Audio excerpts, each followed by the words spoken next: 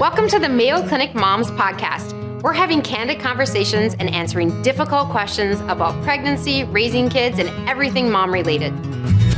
I'm Dr. Angela Mattke, and I'm a mom of two and a pediatrician at Mayo Clinic Children's Center in Rochester, Minnesota. And my co-host is Dr. Nipunie Rajapakse, who's a pediatric infectious disease doctor, also at Mayo Clinic, and is also pregnant. On this episode, we're talking about preparing for delivery. Should you have a birth plan? Do birth plans even matter? Because we all know babies and delivery is gonna go how it's gonna go, and we maybe don't have as much control about it as we actually think we do. And what do obstetricians really think of birth plans? How should you control pain? What about, how do you choose who's gonna deliver your baby? Do you consider an obstetrician, a midwife, a doula being present during that delivery? And what about delayed cord clamping? Have you heard about that? If you haven't, you should. And what about a pre-planned C-section? What should you pack in your go bag?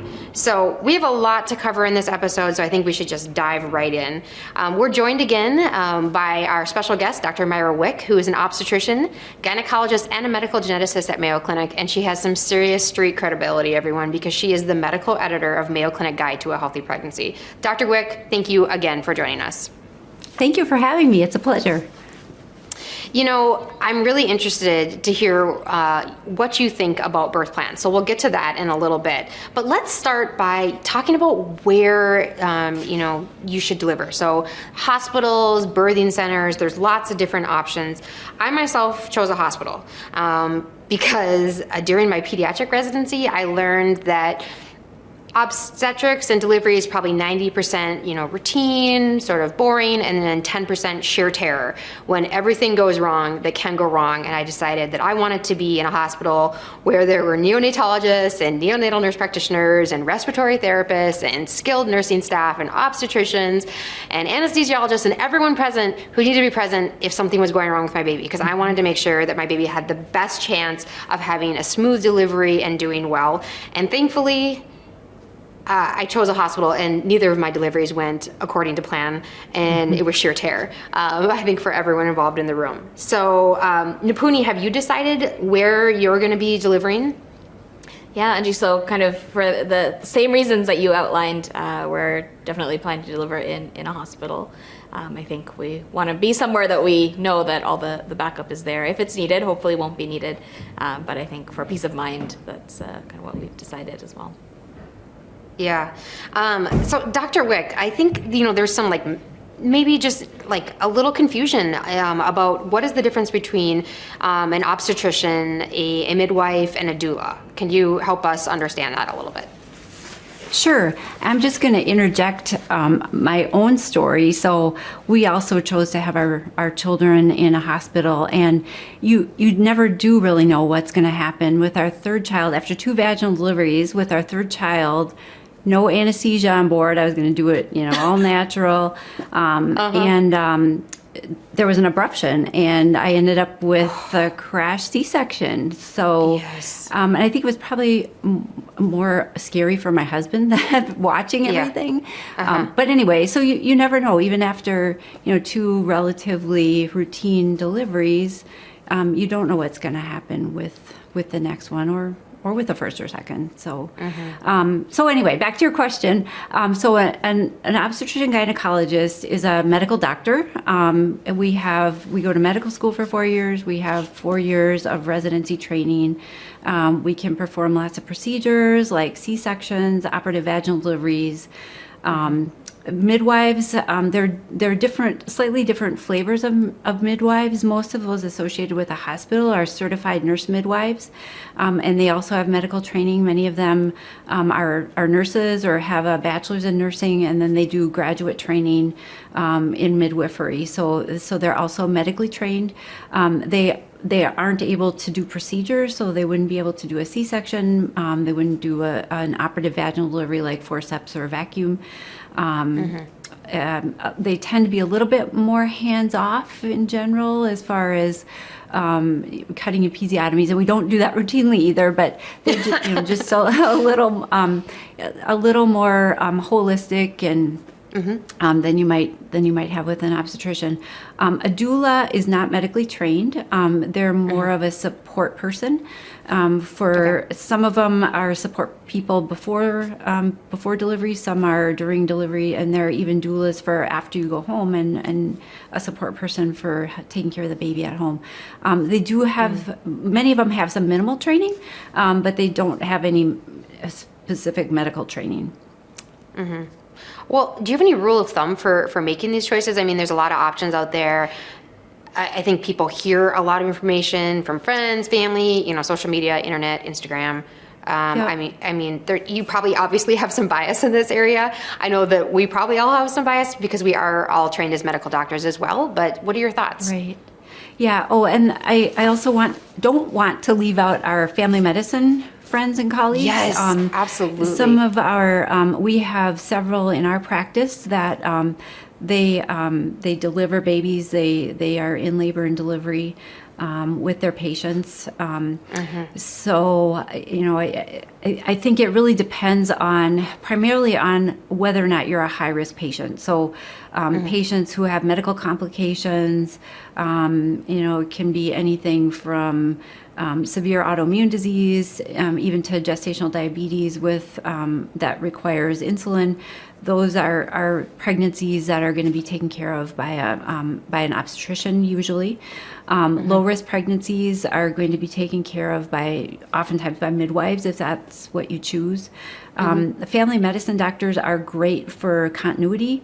And so if your children are seeing a family medicine doctor and you're seeing that doctor and he or she is also providing obstetrical services and you're a lower risk pregnancy, those are great people. And I know my colleagues here at Mayo Rochester, they will come and sit in labor and delivery while their patient is laboring, and they're very attentive. And I think that's probably one of the wonderful advantages of going with a family medicine doctor. Yeah, absolutely. I did like a rural rotation in medical school where, a lot of the family med doctors, they did all of the prenatal care, they did the deliveries, and then they got to see the baby, for the rest of their lives. And it was just such a beautiful moment to, meet your patient at birth, and so I think it is also, I'm really glad you brought up the family medicine providers who do obstetrical care as well.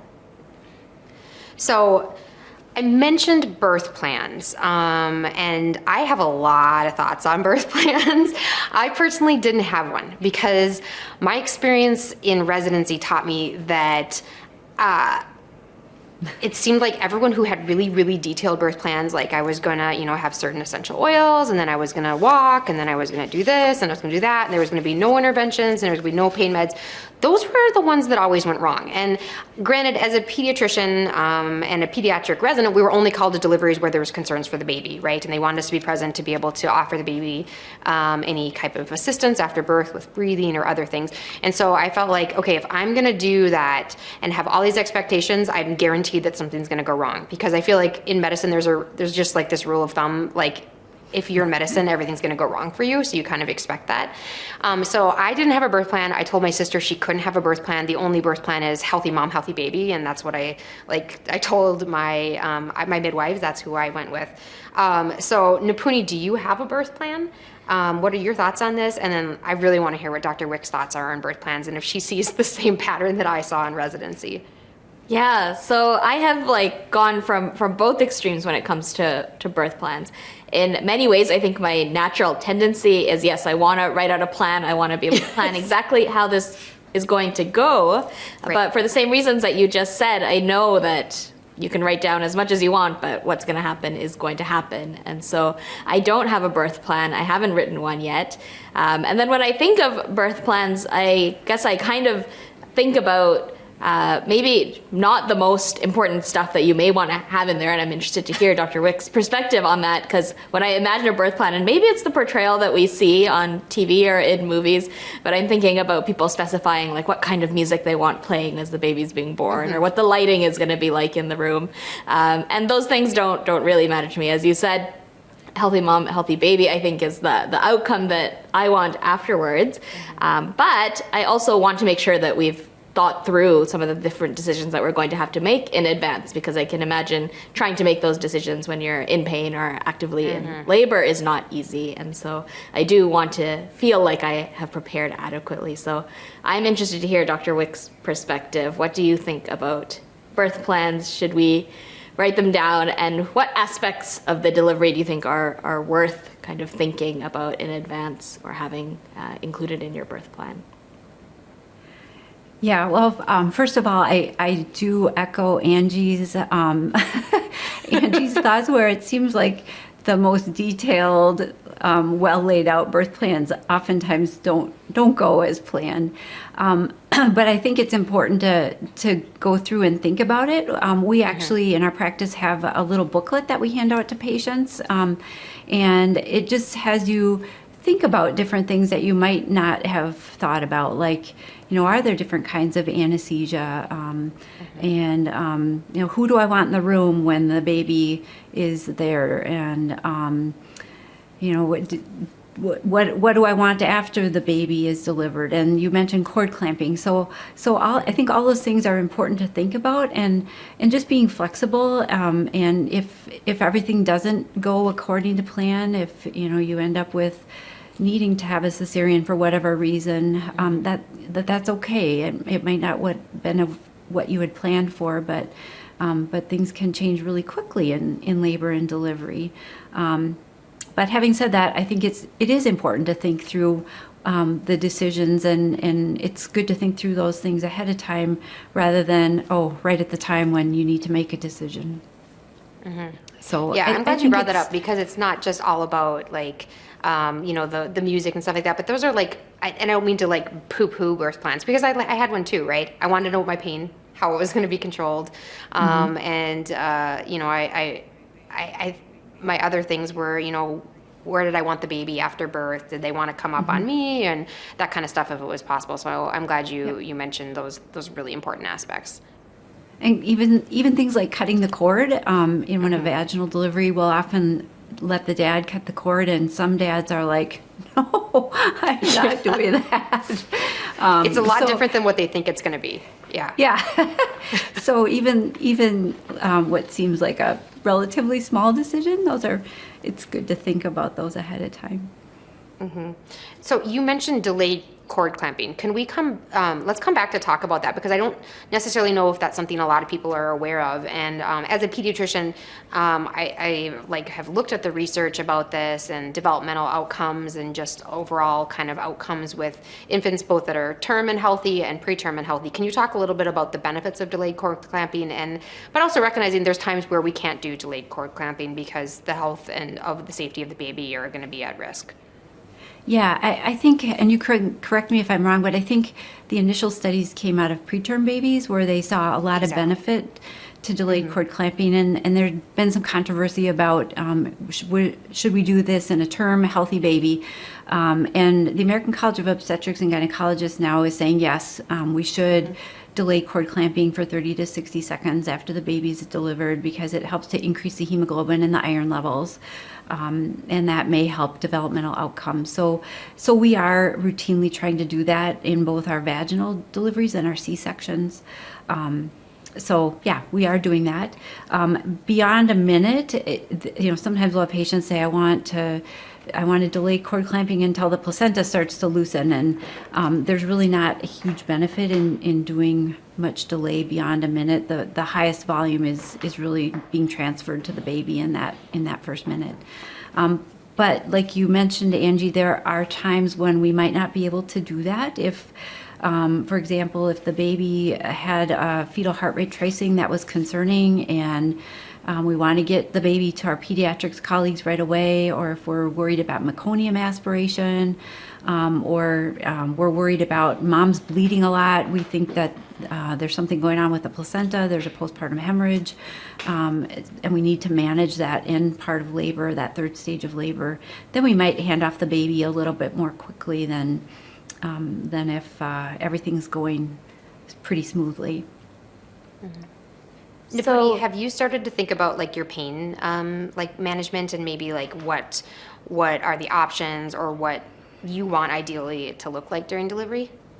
Yeah, so this, I guess, kind of goes back to why I haven't really put together a birth plan yet. So during our pregnancy, we found out pretty early on that there were a couple things that make it a bit difficult to know right now whether I might end up needing a C-section or whether we'll be going to try for a vaginal delivery. So one thing that was noticed was that I had a low-lying placenta. So the placenta is kind of low and right near the cervix, which is where the baby would come out from.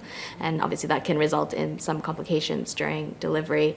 And then I was also noted actually on our very first ultrasound to have quite a large fibroid, which is kind of a benign mass in my uterus that is putting some pressure or displacing the cervix a bit as well. So the combination of those two things, we've been kind of following along the course of the pregnancy with ultrasounds to help decide whether a planned C-section might be the way to go, or whether the risk is low enough that we can attempt to deliver the baby vaginally. And so we're still kind of waiting for final decisions on that based on how things go over the next few weeks. And so in terms of pain control, then I've kind of thought about both scenarios and possibilities. And so I know one of the main pain control strategies that is offered is an epidural. Angie, did you have one for your delivery? Oh, for sure. Yes. No.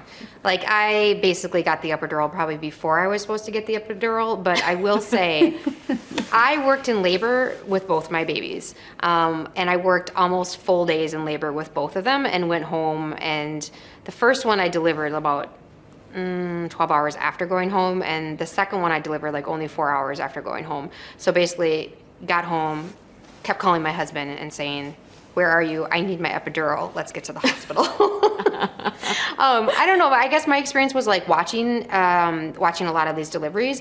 It seemed like the delivery was more controlled, and this is probably my anecdotal experience. It seemed like the delivery was more controlled with an epidural, and everyone seemed to like be calmer. Even though most deliveries are a little bit chaos, and I think people need to be prepared for that. And I just wanted to have a little bit calmer experience. And I thought if there's anything that can make me less likely to tear, then I will definitely have an epidural. So yeah, epidurals, and they were blissful. So yes. Yeah. Great. Maybe Dr. Wick, can you explain a bit about what an epidural is, and are there any downsides to getting one? Because that was something I was interested in learning a bit more about. Yeah, so an epidural is medication that's put around the spinal column and helps to kind of give you numbness to the, not complete numbness, but quite a bit of numbness to the below the waist, and so you get a lot of relief and comfort. Our anesthesia colleagues are great at trying to get the epidural or the spinal just right, so that when it comes time to push, you're able to have enough sensation to push. And for a lot of women, it can be a game changer. And Angie, I think you're right. Everybody's just, there seems to be a more of a level of calm, especially if there has to be some kind of an intervention like a vacuum delivery or forceps. And moms are typically calmer because they're not in so much pain, and they might not be screaming and yelling, and they sometimes they're able to listen better too if there's something going on and we need to deliver quickly. If mom's in a lot of pain and screaming, sometimes she can't focus on what the team is asking her to do. So I'm biased, but I'm biased too, because like I said, both of my kids' deliveries, like, they were really naughty, and we had like bad heart rates and category 2 tracings and all kinds of stuff where like we had to get them out very, very quickly, or we were going to be going to an alpha section. And I just remember, how you said like they needed to focus on directions. With my second child, it was push, breathe, and then push again. You can't stop pushing. You're just going to push straight. We're not waiting for contractions. So like, I don't think I could have done that without my epidural. So, but I'm biased, and everyone is going to make the right choice for them. And that was the right choice for me. So I'm very happy I did it. There are other oh, go ahead. Sorry. No, go ahead. I was just going to say there are other options. Some people like to get up and move around and be on a ball or in a rocking chair. Massage, sometimes massage is a great thing for people. Getting in the shower. With my second delivery, I was in the shower for probably over an hour, and it was a huge relief to just sit in there and feel the water. In our labor and delivery unit, we have a couple of laboring tubs. They're bigger tubs where moms can sit in the tub, and that can be a huge relief. We have nitrous oxide that patients can use too. So lots of different options. Our midwifery team will use little bubbles that they'll put underneath, water bubbles they'll put underneath the skin, just under the skin injection, and sometimes that gives, they call them water papules, and sometimes that gives people relief too. Are you thinking about getting pregnant, or maybe you're a current mom-to-be, or you're like myself and you're in the midst of raising kids and you're looking for practical, evidence-based advice from Mayo Clinic experts? Mayo Clinic Press has got you covered. We have a series of 4 books starting from Fertility and Conception to Guide to a Healthy Pregnancy, Guide to Your Baby's First Years, and the last book in this series, the one I was the medical editor of, Guide to Raising a Healthy Child. You can find these amazing books from Mayo Clinic Press wherever books are sold or on the Mayo Clinic Press website. I've heard that there's kind of a bit of time sensitivity, so I've heard of people being kind of too late to get an epidural. What does that refer to, and kind of what are the things that you look for to decide that it's too late? Yeah, oftentimes it's not too late, unless somebody is pushing actively and you're seeing the baby is really moving with the pushes. That's probably too late. Then it just push the baby and get it out and be done. But even for a patient who's at 9 centimeters, if it's a first-time mom, oftentimes there's still adequate time for anesthesia to get in and get the epidural placed or a spinal placed. Sometimes people worry about getting the epidural too early. I think if somebody is in labor and delivery and the plan is for delivery, and they're super uncomfortable, then it's fine to go ahead, even if they're not very dilated. There's not really a cutoff either way. It really is situational, and each situation's a little bit different.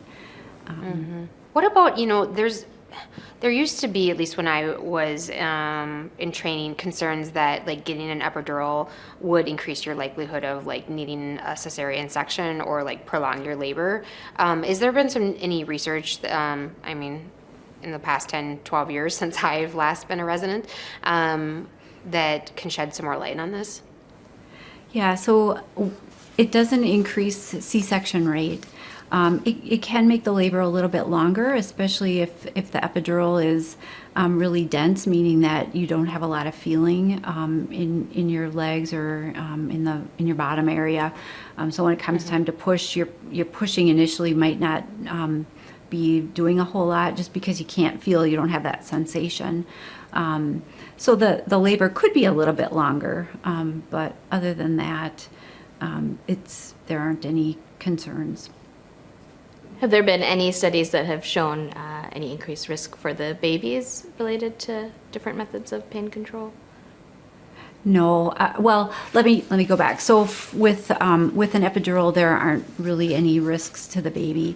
We tend to avoid IV narcotic pain medications, especially in the second stage of labor where moms are pushing, because we know that those medications cross the placenta, and sometimes the babies can be a little bit sleepy if mom has had a lot of narcotic pain medications. And Angie, I'm sure you've probably had some experiences dealing with that situation, taking care of those babies. Babies that don't want to breathe, that doesn't go well. So yeah, we like it when they breathe after they're born. So yeah, we do too. What about so you mentioned some of like the complementary medicine that the midwifery team does with the like water bubbles. Are there any other complementary or alternative medicines that can be really beneficial during labor? I know I had mentioned like essential oils earlier. Yeah. Is that helpful? Like, there's probably so many things I haven't even heard of. Yeah, some people like the essential oils or, scents in the room. Massage is a really a nice way for some people to go. Bouncing on a birthing ball can be really helpful. Sometimes just taking different positions, squatting or moving around the room. Those are ways that people deal with pain.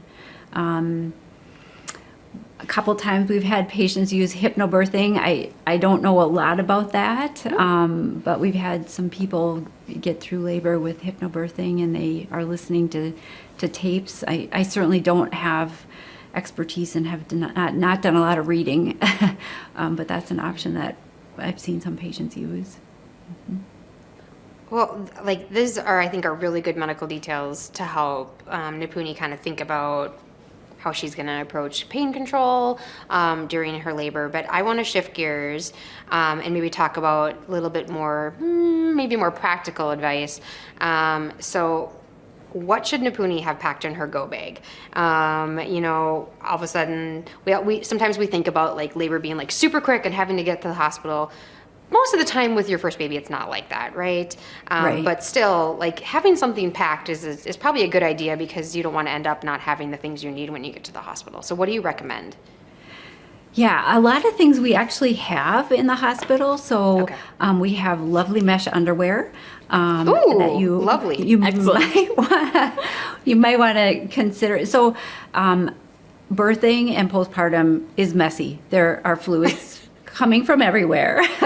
Yes. You've got bleeding, you might have milk leaking, you might be sweating a lot. So Yep. don't bring your best, fanciest stuff. We have, there are gowns, there are nursing gowns, you can wear those. I would suggest a bathrobe.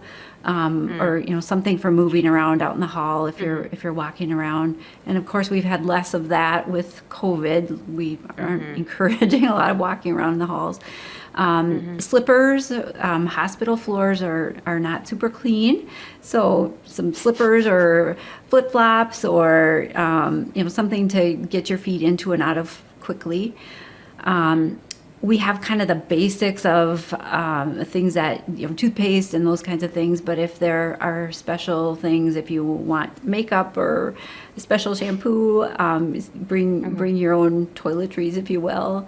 That might be something that, and that sometimes the women find that comforting too, to have the things that they have at home in their bathroom.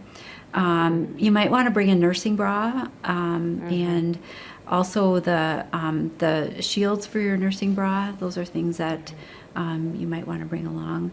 As far as for the baby, really all you need is that going home outfit, because while the baby's in the hospital, the hospital usually will have onesies and they'll swaddle the baby, and there are diapers and there's formula and donor breast milk, and so all those things are available. Breast pumps are available in the hospital. And obviously you have to have a car seat. You can't leave without the baby's car seat.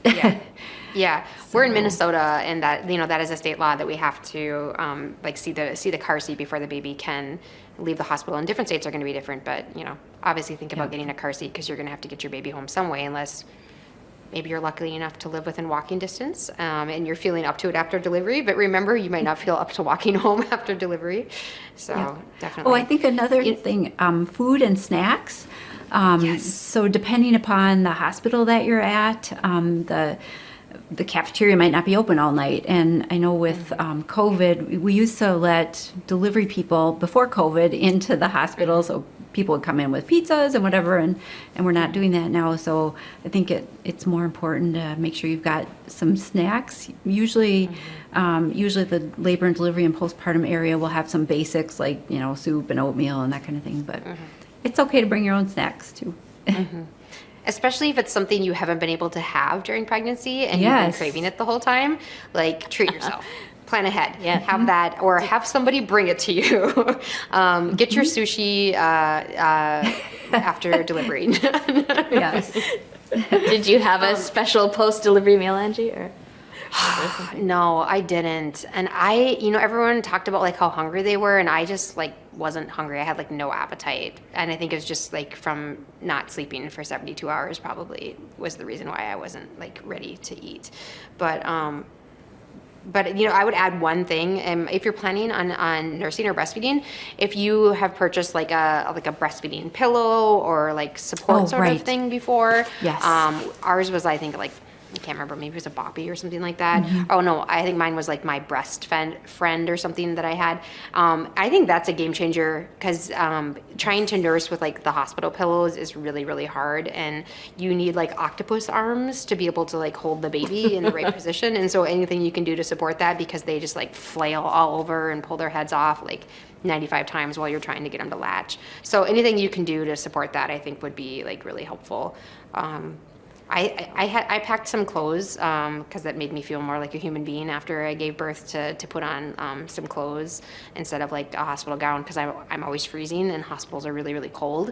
So I felt warmer. So yeah, Some I know I've been people looking bring at, so there's some great pregnancy apps out there. So I've been looking through, and now they're kind of starting to suggest the lists of things to pack. And one of the things they were saying was, don't forget to pack stuff for your partner or whoever's going to be with you as well, because they will also need to stay comfortable. Yeah, I didn't do that. So. I was already giving birth. I figured he can do that. So yeah, the guys have to think of something, right? But I will add, my husband almost missed the birth of our first child because we had no one to take care of our dog.